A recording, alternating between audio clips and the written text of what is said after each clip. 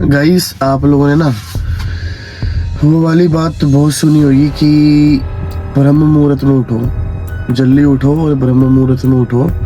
शायद मेरा भी अभी वही टाइम है उठने का,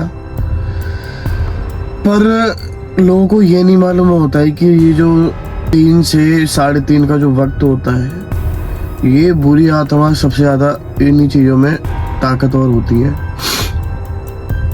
उनकी असीम शक्तियाँ 3-3:30 के आसपास ही जागृत होती हैं। तो लोग उस कैरेक्टर को ये नहीं पता था, जो अभी हमारी कहानी में आने वाला है, कि उसे 3:30 बजे उठना भी उसकी जान पे हावी हो सकता है, या उसके साथ इतना बुरा होएगा कि मिनट में हंसी मिनट में खुशी। ये जो वक्त है ना, ये ऐसी चीज है जो कभी हंसी दिखाएगी, कभी रोना दिखाएगी। टाइम टाइम पे अपना अंदाज बदलता ही बदलता है। तो यही ऐसा कुछ हमारे कैरेक्टर के साथ होने वाला था। तो बात स्टार्ट करते हैं कोलकाता के हावड़ा ब्रिज से। हावड़ा ब्रिज शायद कोलकाता के ना, यहाँ हावड़ा ब्रिज कोलकाता वाले इसी नाम से फेमस होते हैं कि हावड़ा ब्रिज है कोलकाता में सबसे ज़्यादा। तो वहाँ पे पता है क्या है, वहाँ पे ये बात फैली हुई थी कि 3:30 के आसपास यहाँ पे एक आत्मा है, यहाँ एक बुरा साया है, वो भटकता रहता है। वो जो अनीस नाम का जो कैरेक्टर है हमारा इस कहानी में, अनीस कहता है नहीं, ऐसी कोई चीज ही नहीं होती है, ये सब चीजें नहीं मानता वो, कि ये सब चीजें मैं मानता ही नहीं हूँ। ये जो कहते हैं कि जो आत्मा यहाँ बैठती है वहाँ बैठती है, ये नशेड़ी लोग फैलाते हैं कि वो एक ग्रुप में बैठ के अपना नशा कर सके और कोई उनको रोकने टोकने वाला ना हो। समझ रहे हो आप? तो उसके मन में ये था कि ऐसी तो कोई चीज ही नहीं होती है, मैं क्यों ही डरूं, और मैं तो ये सब चीजें जाऊंगा और एक ना एक दिन इन बात को प्रूफ करके रहूंगा कि आत्मा वगैरह ऐसा कुछ नहीं होती, और मैं 3:30 बजे उठूंगा।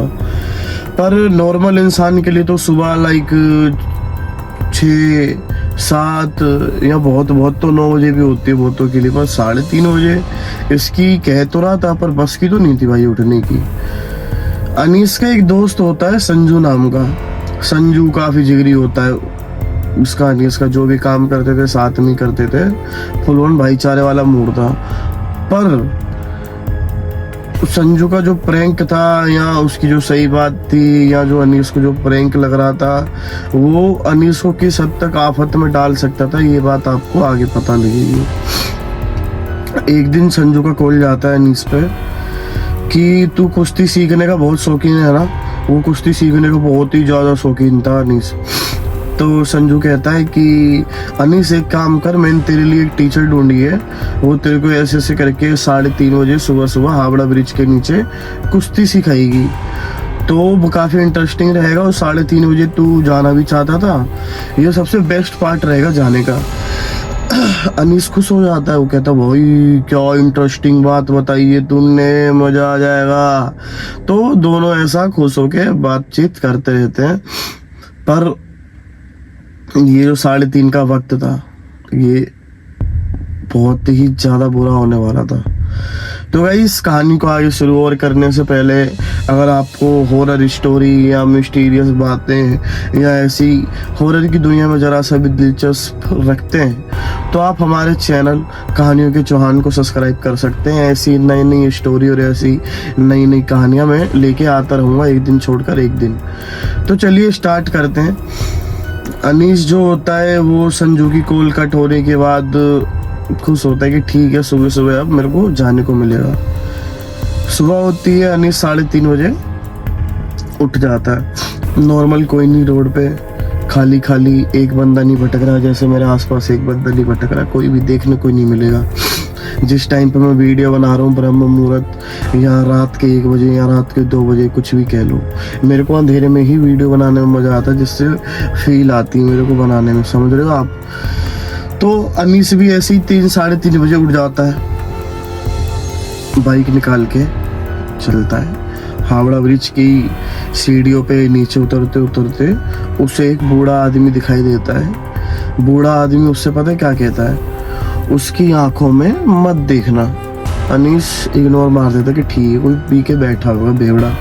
2 मिनट आगे चलता है, और फिर पता है क्या है, पीछे देखता है तो वो बूढ़ा आदमी है ही नहीं, वहां सिर्फ एक दारू की बोतल पड़ी हुई है और उसे कुछ दिख ही नहीं रहा, बूढ़ा आदमी करके कोई ऐसी जगह है ही नहीं। अनीश हावड़ा ब्रिज के नीचे पहुंचता है, 3-3:30 का टाइम होता है, दूर दूर तक कोई नहीं, ना बंदा ना बंदे की जात। अनीस कहता है कहीं मेरे साथ संजू ने प्रैंक तो नहीं कर दिया, सुबह सुबह 3:30 बजे ये प्रैंक कर दिया, मेरे को तो लगता है इसने प्रैंक कर दिया। अनीस कॉल करता है अपने दोस्त को, संजू को, संजू कॉल नहीं उठाता। तो अनीस कहता सुबह सुबह 3:30 का वक्त है, कहीं कॉल उठाएगा ना वो। तो अनीस कहता अब क्या कर सकते हैं, दोस्त भी हमारे ही है भाई, प्रैंक कर दिया तो कर दिया। फिर पता क्या है, उसे एक जैसे हावड़ा ब्रिज था उसके नीचे पानी रहता था बहुत ज्यादा, और जो कट करके जो उस पे आवाज आती है ना कि ऐसे पानी में कोई पत्थर वगैरह मार रहा हो, जिसको कोई पत्थर वगैरह मार रहा हो, वो पीछे मुड़ के देखता है एक सफेद साड़ी में एक औरत है जो पानी के अंदर पत्थर मार रही है। तो पता है क्या है, अनीस उसके पास जाता है। अनीस कहता है कि कहीं उसको भी तो संजू ने कॉल करके प्रैंक नहीं कर दिया। उसके पास थोड़ी हिम्मत जुटाते हुए जाता है। अनीस कहता है कि क्या आपको भी संजू ने कॉल करा? तो औरत अभी सीधे ही है, चेहरा वेहरा नहीं दिखाती है अपना, कहती है अरे हाँ यार वो संजू हाँ हाँ हाँ हाँ बहुत ही शैतान लड़का है, मैं उसका क्या करूँ, उसने मेरे को भी कॉल करा था। अनीस पता क्या कहता है कि हाँ संजू है ही ऐसा, क्या बहुत शरारती है, पर क्या करें है भी तो मेरा ही दोस्त। तो अनीस कहता है आप सोविता मैम है ना, आप ही मेरे को कुश्ती सिखाने वाले थे ना? तो कहती हाँ हाँ हाँ हाँ हाँ मैं ही आपको कुश्ती सिखाने वाली थी। वो अभी तक टिल्ट नहीं हुई है, नहीं दिखी है वो अनीस को। वो कहती है एक काम करो आप स्ट्रेचिंग करो। तो अनीस अपनी स्ट्रेचिंग वगैरह में शुरू हो जाता है, पर उसे थोड़ा सा वियर्ड लगता है कि रात के 3 बजे 3:30 के आसपास कोई नहीं आगे पीछे, और सिर्फ मैं अकेला और ये अकेली औरत।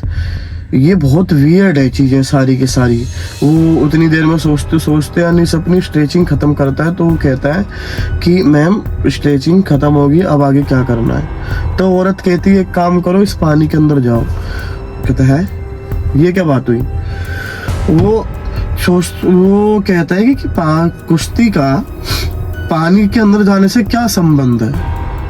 तो कहती है नहीं अगर जब, तो पता है कैसे एक क्रीपी सी साउंड में कहती है औरत, पानी के अंदर नहीं जाओगे तो मुझे कैसे बचाओगे?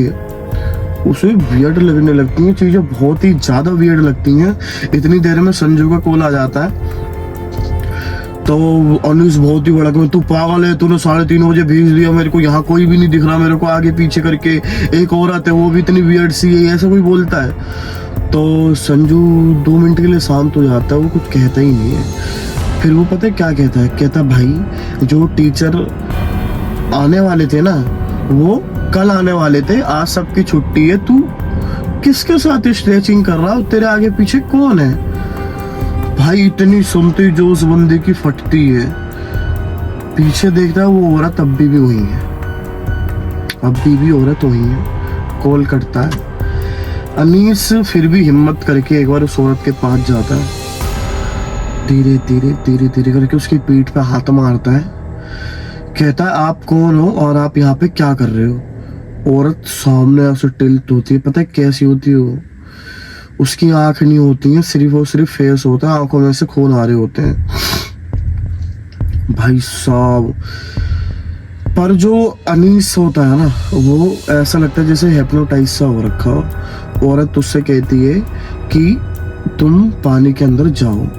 वो धीरे धीरे करके पानी के अंदर जाने लगता है।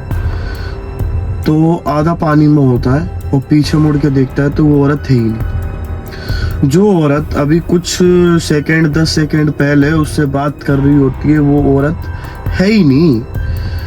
और जैसे वो फिर सामने मुड़ता है, पानी के अंदर से एक ऐसा हाथ आ रहा होता है जैसे उसे कोई मदद के लिए बुला रहा हो कि बचाओ मेरे को, लाइक जैसे उसी औरत की आत्मा हो।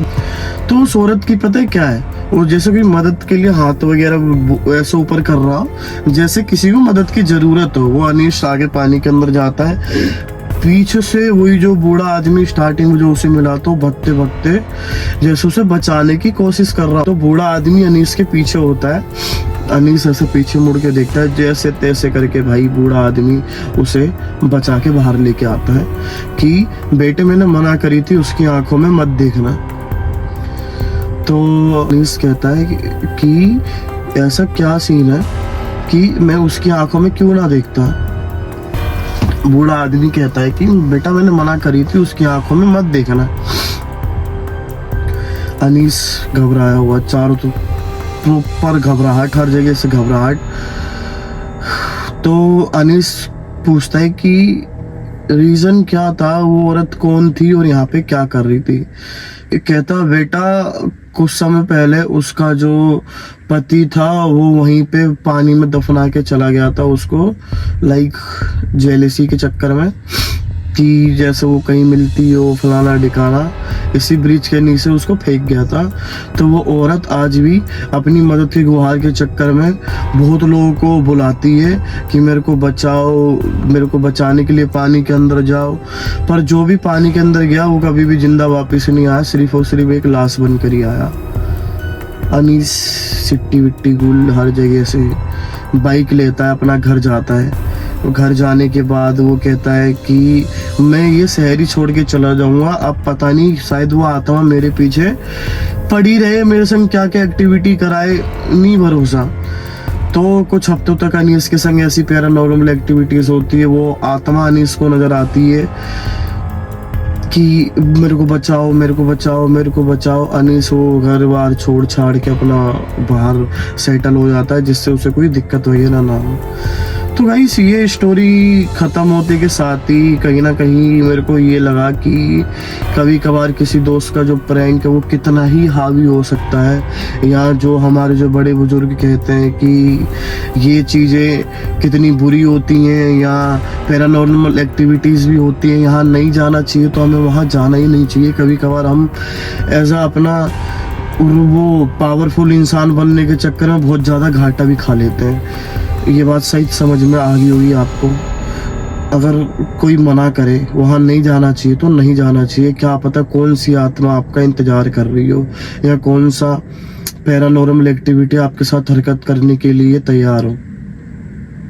मिलते हैं अगली वीडियो में।